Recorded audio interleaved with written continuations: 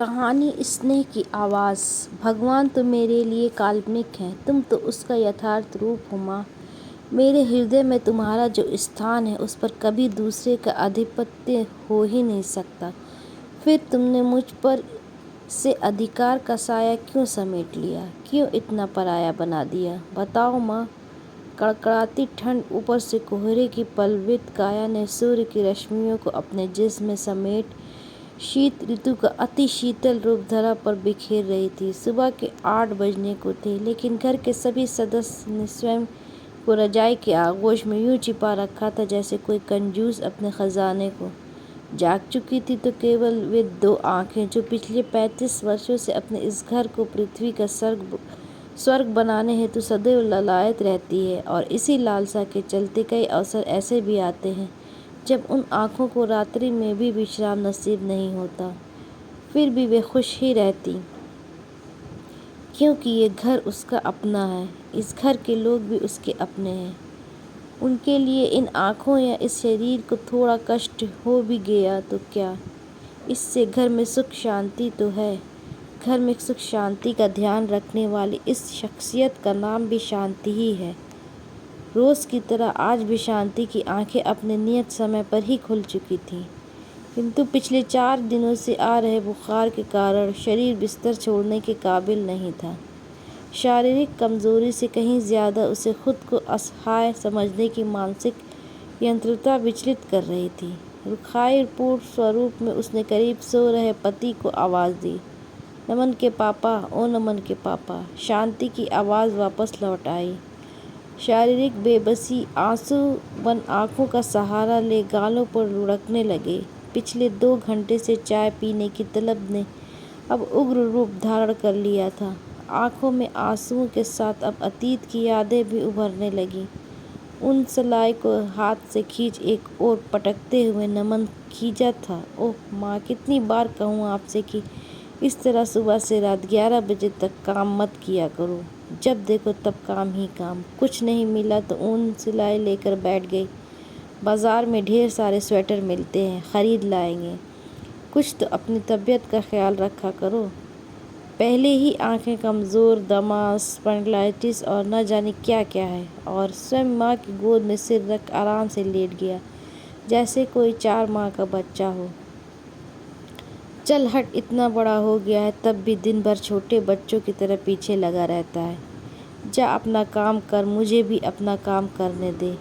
काम जिंदगी का दूसरा नाम है, बिना काम के क्या जिंदगी। आप भी कमाल करती हैं माँ। एक तरफ तो मुझे यहाँ से जाने को कह रही हैं, दूसरी तरफ सिर पर इतने प्यार से हाथ फेर रही हैं। ऐसे में तो मैं क्या, कोई मच्छर भी नहीं भागेगा। आए दिन माँ बेटे में इस तरह की नोक झोंक होना आम बात थी। देखते ही देखते नमन उच्च शिक्षा हेतु बाहर पढ़ने चला गया, किंतु माँ के प्रति उसका अगाध प्रेम यथावत बरकरार रहा। वह जब भी घर आता अधिकांश समय माँ के साथ ही गुजारता। पिता रिजर्व नेचर के थे, इसलिए माँ से ही अधिक बात करता। संगी साथी भी कम थे। उसे अपनी माँ ही अपने जीवन का आधार स्तंभ लगती।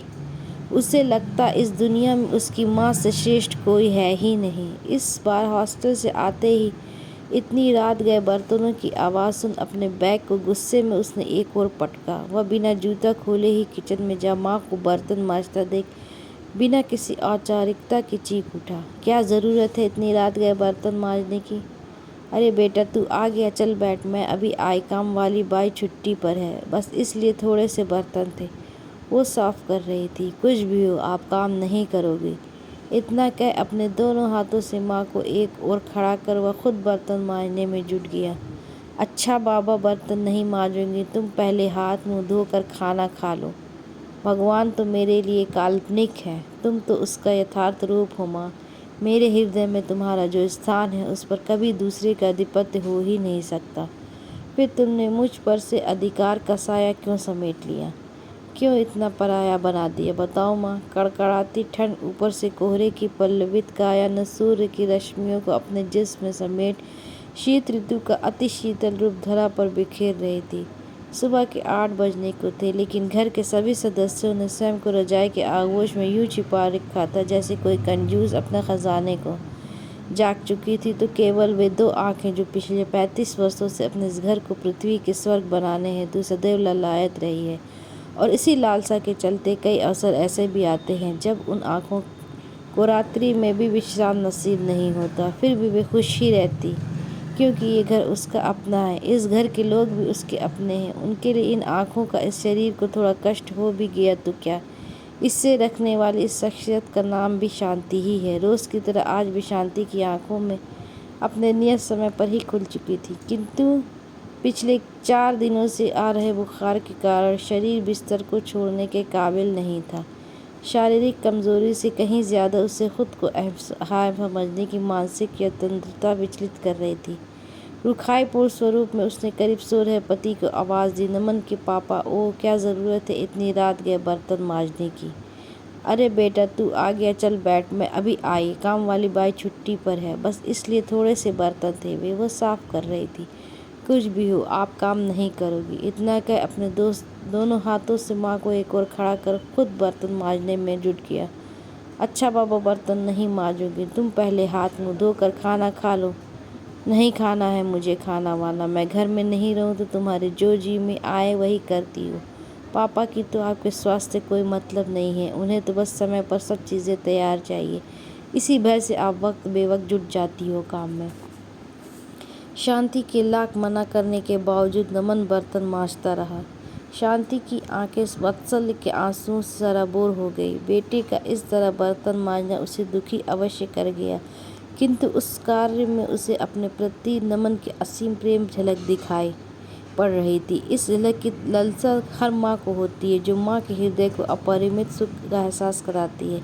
भाव विभोर शांति मन ही मन ईश्वर से प्रार्थना करने लगी, आज के युग में ऐसा बेटा सभी को कहाँ नसीब होता। ईश्वर करे हर माँ की गोद में ऐसे ही लाल जन्ने स्नेह वादले मादर का भक्ति बगिया से बीते। आज उसे अपने मातृत्व पर बहुत गर्व हो रहा था। क्यों रो रही हो? नमन के पापा बढ़ खड़े थे। बस यूं ही भला कोई रोता है क्या? कहीं दर्द है? उम्र के इस पड़ाव में रमाशंकर जी अपनी पत्नी का थोड़ा बहुत ध्यान तो रखने लगे थे, लेकिन घर के छोटे मोटे कार्य करना उनके वश की बात नहीं थी। शांति को पिछले 2 सालों से दर्द तो है, लेकिन वह दर्द शरीर का नहीं, अंतर्मन का दर्द है।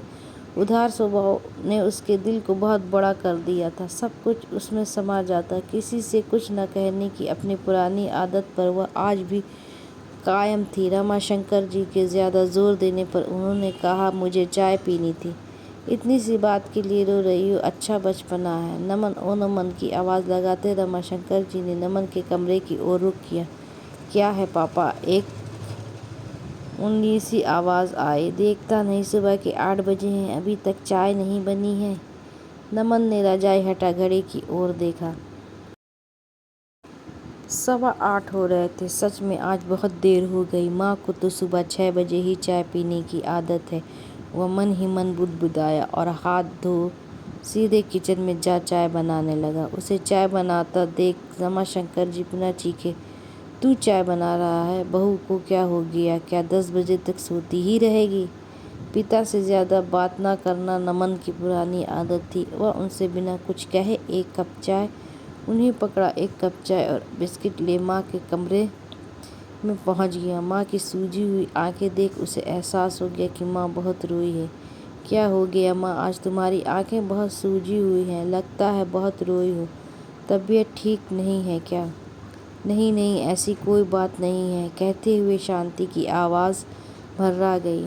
माँ का हाथ पकड़ नमन ने अपने सिर पर रखते हुए कहा, तुमको मेरी कसम माँ, जो तुमने सच नहीं बोला तो।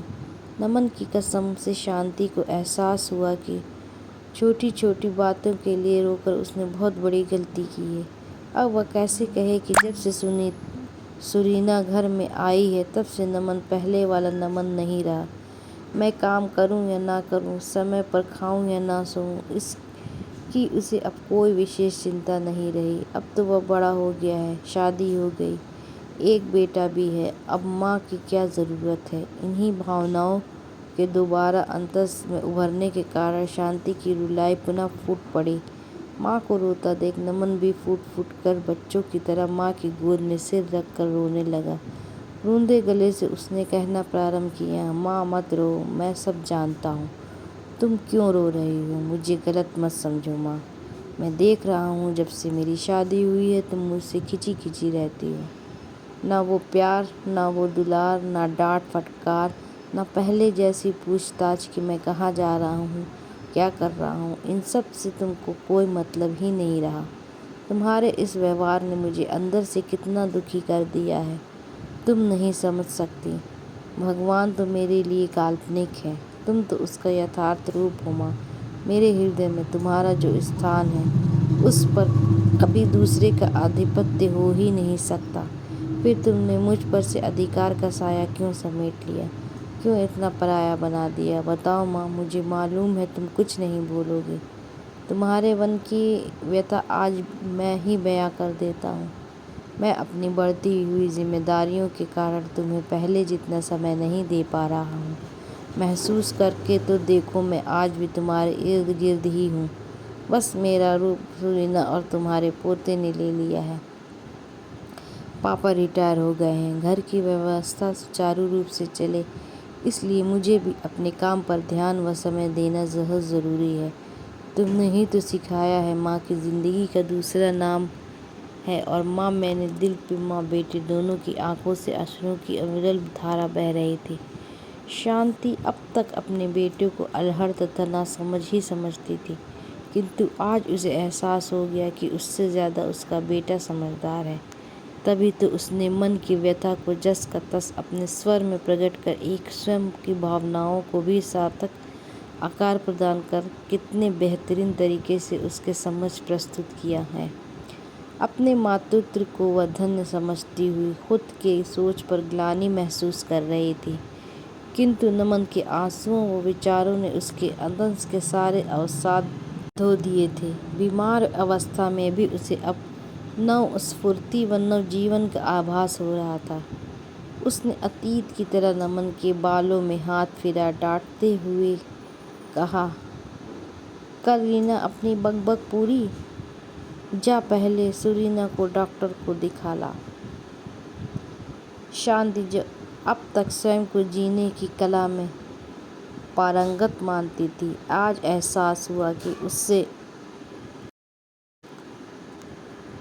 چوک ہوئی ہے۔ خون کے رشتے تو سبھی کو پیارے ہوتے ہیں، واستوک خوشی تو پرائے کو بھی اپنا بنانے میں ہے۔ اسی چھڑ سے انہوں نے پرن کیا کہ آج سے سورینا کو بھی وہی استھان دینے کا پریاس کریں گی جو استھان نمن کا ہے۔ اس پریاس میں شانتی کامیاب رہی اور کچھ ہی دنوں میں گھر میں سوارگک سکھ ویاپت ہو گیا۔